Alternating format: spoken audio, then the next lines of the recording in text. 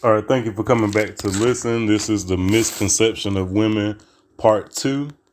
Now, I know when I left off on this last one, I went to First Timothy 2, 11 through 14 about women learning in science, but I promise we'll get right back to that. But what I want to do is I want to get into Eve's children. If we just to go back over this, Genesis 3 and 16, it says, "Unto the woman he said, I will greatly multiply thy sorrow and thy conception. In sorrow thou shalt bring forth children." And I just want to start right there. In sorrow she shall bring forth children. So this is Eve he was speaking to. So Eve brought forth Cain and Abel. And let's get right into it. Now we all know that Abel's offering was looked into, favored by God. And let's see why. So Genesis chapter 4, verses 3 and 4. "And in process of time it came to pass that Cain brought of the fruit of the ground an offering unto the Lord. And Abel he also brought of the firstlings of his flock and the fat thereof. And the Lord had respect unto Abel and his offering." And we definitely know by my past videos, if you go back and just watch all my videos, they are all short. You'll understand that whenever they speak of a animal sacrifice, God, it comes back in the book and specifies that he was not talking about the blood of animals. So, but we're not going to get into that right now. So let's get into what Cain means. Cain means the tiller of the soil. The soil is your mind. So he was the tiller of the soil, means he dug up thoughts out of his own head. And you remember God, Jesus says, take no thought. So this is what Cain did. He brought his own thoughts to God. Abel was a shepherd. He was a keeper of the sheep, and the sheep are the divine thoughts. So the firstlings of your flock is actually yourself in meditation.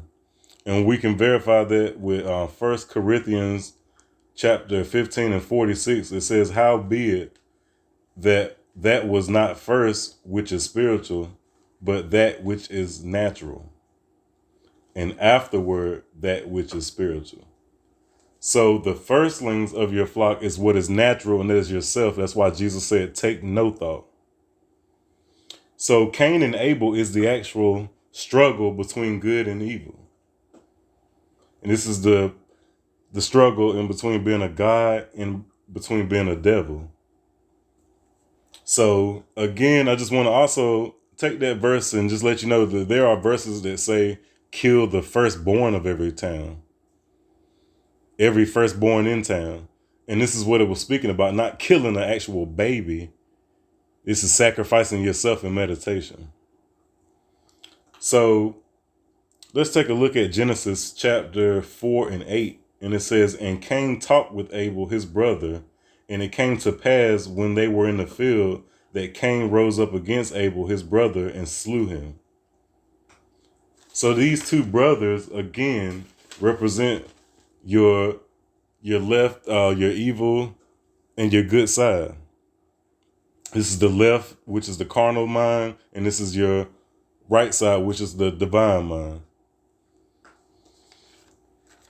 So, and it says that he went out and talked to his brother before he killed him. So this is telling you that this is the same thing as Eve talking to the snake. This is your lower self talking to you. Cain is that snake, is the serpent. It's the same thing, your lower self. So it all should start to come together and make sense. This is your lower self that we're speaking about when we're talking about the serpent. This is your lower self when we're talking about Cain. Now, there's something that you need to know about Cain, that Cain said that he gave a clue to let you know that this is for you.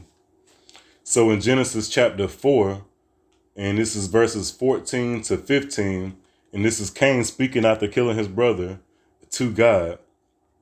"So behold, thou hast driven me out this day from the face of the earth, and thou shalt be hid, thy face shall be hid, and thou shalt be a fugitive and a vagabond in the earth.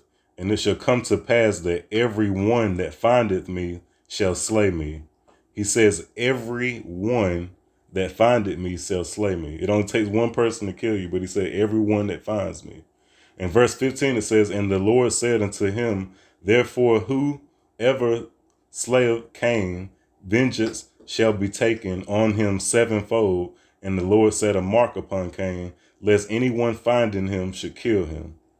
And this is another dark saying, as I spoke about in the beginning of the story. These are the dark sayings of the wise. So let's pick up where we left off on 1. This was 1 Timothy 2, chapter 2, 11 and 14. And we read that women should learn in silence, and a woman should not teach over a man, and a woman should not have authority over a man. This is your emotions should not have control over you. And we went over that. So that basically should make sense to you now. But if a woman learning in silence is meditation again. When you go into meditation, you're not taking any thought. You're going in silence. And the Bible says the body is the temple for God. Let all the earth keep silence before him. This is meditation. You should not take any thought to God, but meditate. So I just want to also go over a few more verses here. And I mean, you could go on all day, because this type of thing right here is actually it could go on nonstop, because it's so much to go over. Leviticus chapter 12, 2 through 5, it says that a woman is unclean twice as long for having a girl than having a boy. For 7 days for having a boy, she's unclean, because this represents the mind. The boy represents the mind. It's a male. It represents the mind. And the mind requires 7 days, which is divine intervention, to become a divine mind. So, and if you don't believe that 7 means divine intervention, you can always go to Genesis 33 and 3, and it says he bowed himself to the ground 7 times until he came near his brother. This is the number of divine intervention. So why does having a female child make her unclean twice as long? This is 14 days. This is 5. 1 plus 4 is 5. This is a woman learning in silence. This is meditation. This is your 5 senses return to God back in meditation. And you can check out my video, Hands in the Mental Crucifixion, for more in detail. For more in-depth detail about that as well. So let's take a look at also into that 14 days. That's also Passover within yourself with meditation. You can take a look at Leviticus 23 and 5. In the 14th day of the first month at even is the Lord's Passover. Numbers 9 and 5, and they kept the Passover on the 14th day of the first month at even in the wilderness of Sinai. So this 14 represents 5, represents meditation, which represents returning back your 5 senses. I'm sorry about that. I almost got tongue tied. But again, we'll get more into detail about these things in more videos. But also, this is the last one I want to go over, and I'll wrap this up. We may do a part 3, man, because it's so much, and I may do it at a later date.